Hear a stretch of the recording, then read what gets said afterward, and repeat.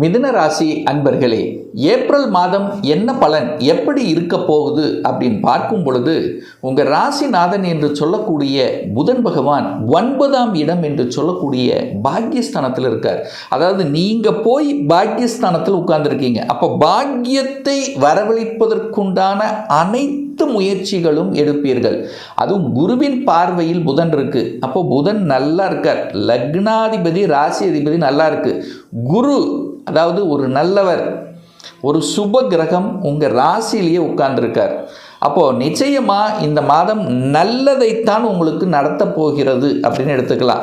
பெரிய மனிதர்களின் தொடர்புகளை நிச்சயமாக ஏற்படுத்தும், அதில் எந்த மாற்று கருத்து இல்லை. குலதெய்வத்தின் அருள் கடாட்சம் நிச்சயமாக உண்டு.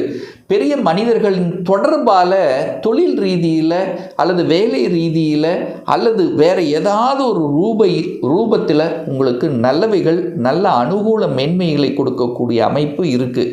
தொட்டது துலங்கும், நினைச்ச காரியங்கள் ஜெயமாகும். தகவல் தொடர்புத்துறை கம்யூனிகேஷன் மூலமாக அனுகூலம் ஆதாயம் உண்டு. வெளிநாட்டு தொடர்புகளை கண்டிப்பாக கொடுக்கும், அல்லது வெளிநாட்டு நண்பர்களை கொடுக்கும், அல்லது வேறு கேஸ்ட்டு மதத்தினர் வேறு மதத்தினர் மூலமான ஒரு நட்புணர்வை கொடுக்கக்கூடிய அமைப்பு, அவர்கள் மூலமாக அனுகூலம் ஆதாயம் பெறக்கூடிய வாய்ப்புகள் சந்தர்ப்பங்கள் இந்த ஏப்ரல் மாதம் சிறப்பு பெறுது. அதில் எந்தவித மாற்று கருத்தும் இல்லை. பொருளாதார பற்றி கேட்டிங்கன்னா நிச்சயமாக மேன்மையை தரக்கூடிய ஒரு வருடம்தான். அதாவது இந்த வருடம் பார்த்திங்கன்னா, அதுவும் குறிப்பாக இந்த 2026 ஜூன் மாதத்துக்கு அப்புறம் பொருளாதார தடைகள் ஏற்படுத்த போவது இல்லை. ஏன்னா குரு உச்சபலம் அடைய போகுது. இப்போ உங்களுக்கு இந்த மாதம் வருமானம் நன்றாகத்தான் இருக்க போகுது. வருமானத்தில் எந்த தொந்தரவும் ஏற்படுத்த போவதில்லை. 10ஆம் இடத்துல சூரியன் செவ்வாய் 2 கிரகங்கள் இருக்குது. அங்கே திக்பலம் பெறுது, வலிமை பெறுது. அதிகாரம், அட்மினிஸ்ட்ரேஷன், தலைமை பண்பு, நிர்வாக திறமை இதெல்லாம் சூப்பராக இருக்க போகுது. யாருக்கு? இந்த மிதுன ராசி அல்லது மிதுன லக்ன அன்பர்களுக்கு. அதே சமயத்தில் வீடு, செவ்வாய் இங்கே திக்பலம் அடையுதா, அப்போ வீடு, வண்டி, வாகனம், சொத்துக்கள் வாங்கிறது இது அத்தனையும் கொடுக்கும். ஏன்னா செவ்வாய் நிலக்காரக கிரகம் திக்பலத்தோட வலிமையாக 10ஆம் இடத்துல உட்கார்ந்துருக்கு. அப்போ கண்டிப்பாக வாங்கணுங்கிற எண்ணத்தை அதிகமாக விதைக்கக்கூடிய ஒரு மாதம் இந்த ஏப்ரல் மாதம். ரியல் எஸ்டேட்டில் நாட்டத்தை கொடுக்கும். விற்பனை அப்படிங்கிறது படு சோறாக இருக்கும். ஏன்னா 3ஆம் அதிபதி 4ஆம் இடத்தை பார்க்குறார். எப்படியோ வீடு விற்பனை அல்லது நிலம் விற்பனை, இடம் விற்பனை இதெல்லாம் நல்லாயிருக்கும். ரியல் எஸ்டேட் சார்ந்த துறையில் இருக்கின்றவர்களுக்கு கூடுதல் வருமானத்தை கொடுக்கக்கூடிய அமைப்பு. சார் இடம் வச்சுருக்கேன், ரொம்ப மாதமாக விற்கணும்னு நினச்சிட்ருக்கேன், விற்க மாட்டேங்குது. இந்த மாதம் நீங்கள் எதிர்பார்க்கலாம். ஸோ விற்பனை சார்ந்த விஷயங்கள் சிறப்பு தரக்கூடிய ஒரு நல்ல மாதமாகவே இந்த மிதுனத்துக்கு அமையப்பெறுது. சார் குழந்தைகளை பற்றி சொல்லுங்களேன். குழந்தைகளுடைய படிப்பு எப்படி சார் இருக்கும்? நல்லா படிப்பாங்க. ஏன்னா குரு பார்க்குறார், 5ஆம் இடத்தை பார்க்குறார், குழந்தை ஸ்தானத்தை பார்க்குறார். குரு என்பது எங்கே பார்க்குறாரோ அந்த இடத்த பலப்படுத்துகிறதுன்னு அர்த்தம், வளர்க்க போகிறதுன்னு அர்த்தம். 5ஆம் இடத்தை பார்க்குறாரு, 5ஆம் இடத்தை வளர்க்குது. 5ஆம் இடத்துல என்னென்ன இருக்குது? குழந்தைகள் நல்லா இருக்க போகுது, நல்லா வளர்க்க போகுது. குழந்தைகளால் அனுகூலம் ஆதாயம் உண்டு. படித்த உடனே வேலை கிடைக்கக்கூடிய வாய்ப்புகள் சந்தர்ப்பங்கள். குழந்தை பாக்கியம் இல்லாதவர்களுக்கு குழந்தை பாக்கியத்தை கொடுக்கக்கூடிய அமைப்பு பிரகாசமாக இருக்கிறது. ஏன்னா காரக கிரகம் குரு பகவான் ஸ்தானத்தை பார்க்குறார். எங்கே பார்க்குறார்? 5ஆம் இடத்தை பார்க்குறார். அதே 5ஆம் அதிபதியாக இருக்கக்கூடியவர் யார்? சுக்கிரன். அந்த சுக்கிரன் 5ஆம் இடத்தை பார்க்குறார். அப்போது இந்த ஏப்ரல் மாதம் மிதுன ராசி மிதுன லக்னத்தில் பிறந்தவர்கள் யாராக இருந்தாலும் குழந்தை பாக்கியத்துக்காக நீங்கள் எடுக்கக்கூடிய அத்தனை முயற்சிகள் சக்ஸஸ் கொடுக்கக்கூடிய அமைப்பில் ஆதாரபூர்வமாக சொல்கிறேன். ஏன்னா காரக கிரகம் குரு 5ஆம் இடத்தை பார்க்குறது. 5ஆம் அதிபதியாக இருக்கக்கூடிய சுக்கிரன் 5ஆம் இடத்தை பார்க்குது லாபஸ்தானத்திலிருந்து. அப்போ கண்டிப்பாக குழந்தை பிறப்பு பாக்கியத்தில் நல்லவைகள் நடக்கக்கூடிய ஒரு அற்புதமான ஒரு மாதம். குழந்தைகளுக்காக ஏதாவது செய்யணும் ஆசைப்பட்டுட்டு ரொம்ப நாளாக இருந்தீங்கள்ல, அந்த கனவு நனவாகக்கூடிய ஒரு நல்ல மாதம் இந்த ஏப்ரல் மாதம். 6க்குரியவன் திக்பலம். அப்போ 6ங்கிறது என்ன? வேலை. ஸோ யாருக்கெல்லாம் வேலை இல்லை நான் வேலை தேடிட்டு இருக்கேன், இந்த ஏப்ரல் மாதம் ஒரு நல்ல வேலை கிடைக்குமா அப்படிங்கிறது நீங்கள் கேட்டிங்கன்னா உங்கள் முயற்சியால் கண்டிப்பாக 100% கிடைக்கும். ஏன்னா 6ஆம் அதிபதி வேலையை கொடுக்கக்கூடியவன் செவ்வாய். அவர் போய் 10ஆம் இடமான தொழில் ஸ்தானத்தில் அமர்ந்து கொண்டு அங்கே திக்பலத்தோட வலிமையாக இருக்கார். அங்கே சூரியனும் வலிமை, அங்கே தொழில் காரக கிரகமான சனியோடு இணைந்திருக்கு. எல்லாம் கரெக்டு. கோபப்பட்டு கெடுக்காமல் இருந்தால் சரி. இங்கே தான் ஒரு பிரச்சனையே. அதிகாரத்தை கொடுக்கும், ஸ்ட்ரைட் ஃபார்வர்டாக இருப்பீங்க, வளைஞ்சு நெளிஞ்சு போக மாட்டீங்க. இந்த மாதம் வளைஞ்சு நெளிஞ்சு போகணும் அப்படிங்கிறத மைண்டில் வச்சுக்கோங்க. வேலை கொடுத்துரும், நீங்களே பேசி நீங்களே ஏதாவது கெடுத்துக்குவீங்க. வேலையில் இருப்பவர்கள் கெடுத்து கொள்ளக்கூடிய வாய்ப்புகளும் இருக்குது.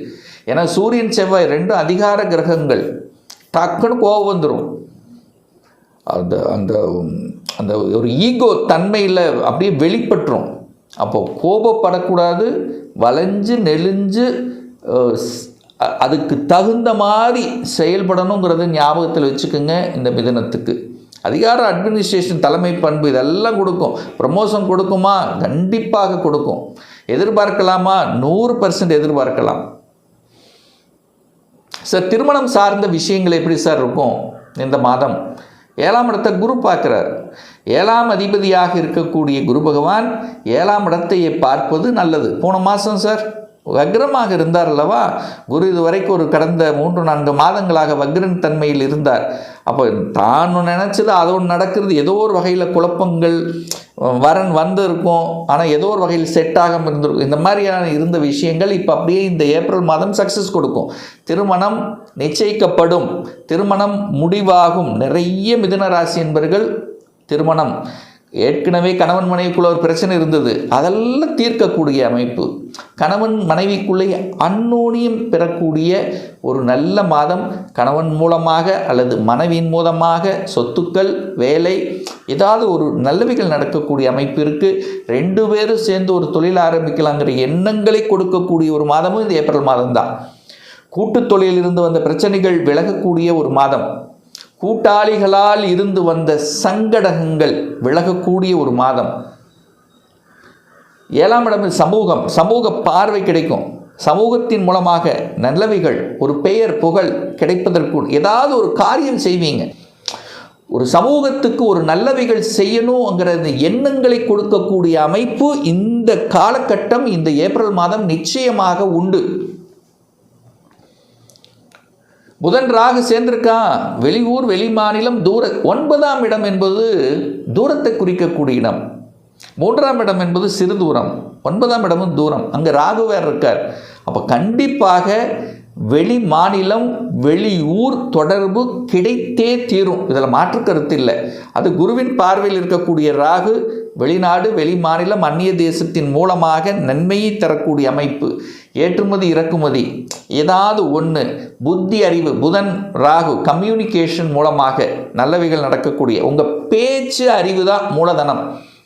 இந்த மிதுனத்துக்கு பார்த்தீங்கன்னா நல்ல அறிவுள்ள, நல்ல சிந்தனை உள்ள, புத்தியை வச்சு செய்யக்கூடிய தொழில்கள் மூலமாக நல்லவைகள் நடக்கக்கூடிய ஒரு நல்ல மாதம். என்ன கோபப்பட்டு ஆக்ரோஷப்பட்டு கெடுத்துக்கக்கூடாது. ஏன்னா சனி, சூரியன் சனி 2 பகை.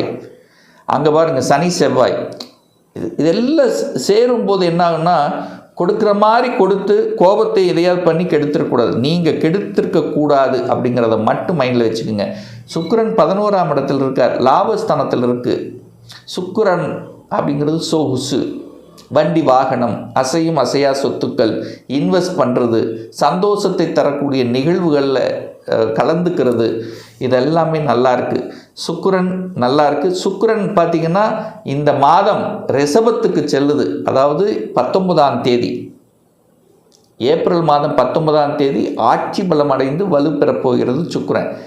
சூரியனும் பாருங்கள் 11ஆம் இடத்துக்கு போகுது.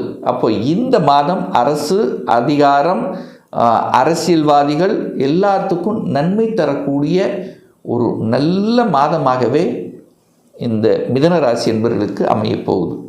ஒரு துல்லிய பலன் வேணும், ஒரு பர்சனல் கன்சல்டேஷன் எடுத்துக்கணும், ஒரு சுய ஜாதகம் பார்க்கணும் என்று விருப்பப்படக்கூடிய அன்பர்கள் டிஸ்பிளே தெரியக்கூடிய நம்பருக்கு வாட்ஸ்அப் மூலியமாகவோ ஃபோன் கால் மூலியமாகவோ தொடர்பு கொண்டு அப்பாயின்மெண்ட் பெற்றுக்கொண்டு நேரடியாகவோ அல்லது ஆன்லைன் மூலமாகவோ கன்சல்டேஷன் எடுத்துக்கலாம். நம்மளுடைய அலுவலகம் கோயம்புத்தூரில் அமைந்துள்ளது. அதாவது கோயம்புத்தூரிலிருந்து மேட்டுப்பாளையம் செல்லும் வழியில் வெள்ளக்கிணர் பிரிவுக்கு அருகில், அதாவது அன்னபூர்ணா ஹோட்டலுக்கு பக்கத்தில் அமைந்துள்ளது. பிரியர் அப்பாயின்மெண்ட் வாங்கிட்டு நேரடியாக கன்சல்டேஷன் எடுத்துக்கலாம். இந்த பதிவு ஏதாவது ஒரு ரூபத்தில் உங்களுக்கு யூஸ்ஃபுல்லாக இருந்திருக்கும் நிச்சயமாக. நம்ம சேனலை நீங்கள் ஃபஸ்ட்டு டைம் பார்ப்பவர்கள் என்றால் மறக்காமல் சப்ஸ்கிரைப் பண்ணிக்கிங்க. பக்கத்தில் இருக்கக்கூடிய பெல் பட்டன் மற்றும் ஆல் நோட்டிஃபிகேஷனை கிளிக் பண்ணும்போது நான் போடக்கூடிய அடுத்தடுத்த பதிவுகள் உங்களுடைய நோட்டிஃபிகேஷனில் வந்து சேரும். மீண்டும் ஒரு நல்ல பதிவில் உங்களை சந்திக்கும் வரை உங்களிடமிருந்து விடைபெறுவது உங்கள் அஸ்ட்ராலஜர் டாக்டர் சதீஷ்.